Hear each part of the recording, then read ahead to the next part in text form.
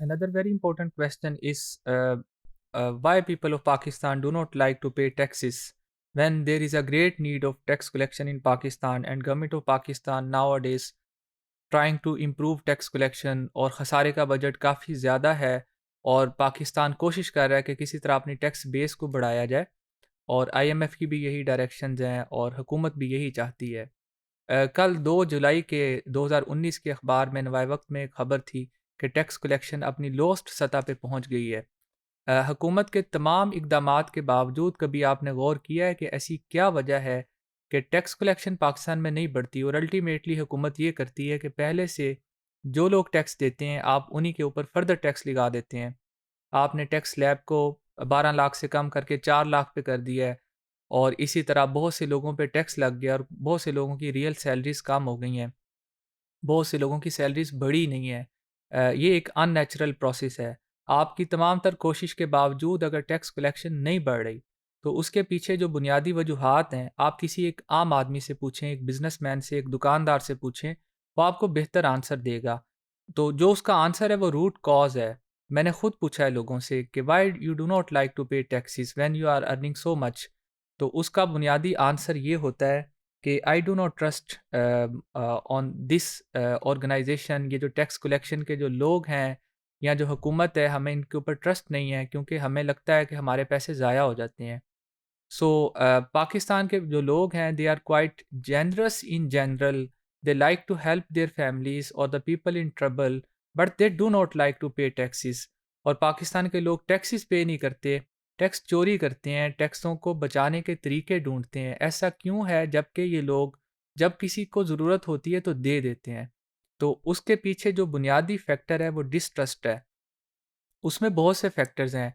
उसके अंदर एक फैक्टर ये है कि आपका जो टैक्स का जो प्रोसीजर है वो इतना कॉम्प्लिकेटेड है कि एक पढ़ा लिखा शख्स भी उसको बाज़ दफ़ा बिल्कुल समझ नहीं आती कि टैक्स को कैसे फ़ाइल करते हैं। मेरी सैलरी से टैक्स कट जाता है लेकिन मुझे इस प्रोसीजर को समझने के लिए काफ़ी लोगों से हेल्प लेनी पड़ी।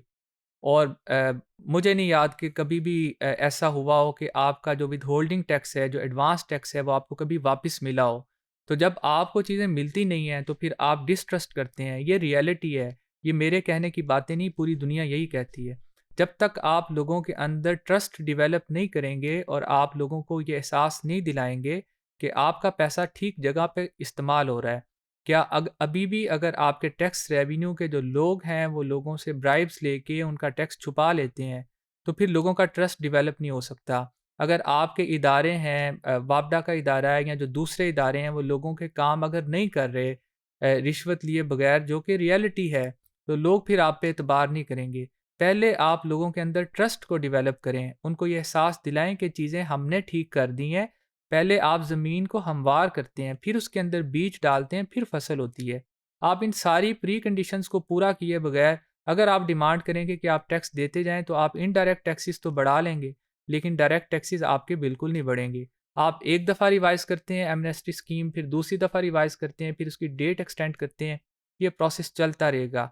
दुनिया में सोशल चेंज हमेशा लोगों की तब्दीली और लोगों को इखलाकी तौर पे मोटिवेट करने और अपनी एग्ज़ाम्पल को सेट करने से ही चेंज होती है। So what is the necessary condition? My question was, what is the necessary condition to collect tax, to increase the tax collection? Is to establish a trust between taxpayers and government. तो ये सबसे ज़्यादा ज़रूरी condition है।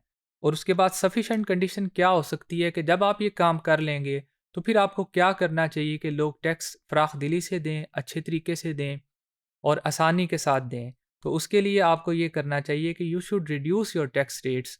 ये Reagan की जो America का प्रेसिडेंट था, उसके इकोनॉमिस्ट ने भी उसको यही समझाया था कि जब आप टैक्स रेट बढ़ाते हैं तो एक्चुअली बाज़ दफ़ा आपकी टैक्स कलेक्शन कम हो जाती है। इसकी एग्जांपल बिल्कुल ऐसी है कि एक दुकानदार ने अपनी चीज़ की कीमत ₹10 से ₹20 कर दी, इस उम्मीद में कि मेरी सेल बढ़ेगी और मेरे पास ज़्यादा पैसे इकट्ठे होंगे। उसकी चीज़ की डिमांड ही कम हो गई और उसके पास उतने पैसे भी ना आए जो कि पहले आ रहे थे। तो बाज़ दफ़ा टैक्स के रेट्स को कम करना फ़ायदेमंद होता है। ये एक इसके लिए कड़ी चाहिए, इसको करके देखना चाहिए। ख़ास तौर पे इनडायरेक्ट टैक्सेस को कम करना चाहिए। तो ओवरऑल शायद ज़्यादा लोग टैक्स देने के काबिल हो जाएँ। दूसरी चीज़ ये है कि जहाँ पे मुमकिन हो सके आपको ज़्यादा से ज़्यादा यूनिफ़ॉर्म टैक्स रेट्स अप्लाई करने चाहिए। 10, 15, 20 किस्म की कैलकुलेशंस लोग नहीं कर सकते। लोगों को एक ही करें। आप डिवाइन प्रिंसिपल से फ़ायदा उठाएँ। आपने कभी गौर किया है कि ज़कात सबके लिए 2.5% ही क्यों है? एक ख़ास तरह के लोगों के ऊपर तो है ही नहीं। और फिर उसके बाद अगर आपकी वेल्थ एक ख़ास लेवल से ऊपर जाती है तो 2.5% है। वो बहुत ऊपर भी चली जाए तो 2.5% ही है। ऐसा क्यों है? ज़ाहिर है जिसके पास बहुत दौलत है वो भी 2.5% देगा, जिसके पास कम है वो भी 2.5% देगा। किसी को कैलकुलेशन में कोई मुश्किल नहीं है, कलेक्शन में कोई मुश्किल नहीं होगी, लोग खुद ही देंगे। 20 किस्म के रेट्स आप लगाते हैं अगर तो फिर लोगों को टैक्स प्रोसीजर मुश्किल होगा, लोग चोरी के रास्ते ढूँढेंगे, लोग ब्राइब्स देने की कोशिश करेंगे। तो simplified tax procedure is another condition. और दूसरी चीज़ ये है कि जितना आप ज़्यादा से ज़्यादा मुमकिन हो सके टैक्स रेट को कम करके एक यूनिफ़ॉर्म रेट पे लेकर आना चाहिए और हर शख़्स को पता होना चाहिए कि मेरा इतना टैक्स बनेगा, वो आसानी से उसको कैलकुलेट कर ले। और दूसरी चीज़ ये है कि आम तौर पे ऐसी चीज़ों के ऊपर बिल्कुल टैक्स नहीं लगाने चाहिए जो कि बिज़नेस एक्टिविटीज़ को प्रमोट करती हैं। अगर कोई बिज़नेस खड़ा करने की कोशिश कर रहा है और उसने ट्रांसफ़ार्मर लिगवाना है, तो उसके पैसे कम होने चाहिए, उसमें आप टैक्स ना चार्ज करें, क्योंकि ये इकोनॉमिक एक्टिविटीज़ को प्रमोट करेगा। आप यूनिट्स पे चार्ज करें, आप उसके माले तिजारत पे चार्ज करें, आप उसके गोदाम में पड़ी हुई चीज़ों पे चार्ज करें। बिज़नेस को इस्टेब्लिश करते वक़्त तमाम रुकावटें दूर होनी चाहिए। उस वक़्त आप टैक्सेस ना लें क्योंकि वो फिर इकोनॉमिक एक्टिविटीज़ को नीचे कर देते हैं।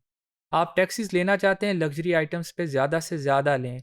ऐसी चीज़ों पे टैक्सेस लगाएँ जो कि अनडिज़ायरेबल हैं, जो माशरे के लिए फ़ायदेमंद नहीं है, जिसमें जहेज़ की आइटम्स हैं, जिसमें दिखावे की आइटम्स हैं। आप उस वक़्त अपनी बिजली के बिलों के ऊपर टैक्स लगा दें। अब आपके पास ऐसे मीटर्स हैं जो रात के वक़्त और चार्ज करते हैं, सुबह के वक़्त और चार्ज करते हैं। अगर आप ये चाहते हैं कि आपकी कौम टाइम टेबल की पाबंद हो, तो टैक्स के जो सिस्टम है उसको यूज़ किया जा सकता है उनके टाइम टेबल की पाबंदी के लिए। आप लंदन चले जाएँ, दुनिया के किसी एडवांस मुल्क में भी चले जाएँ, 5 बजे, 6 बजे इकोनॉमिक एक्टिविटीज़ बंद हो जाती हैं। सुबह-सुबह लोग काम स्टार्ट करते हैं।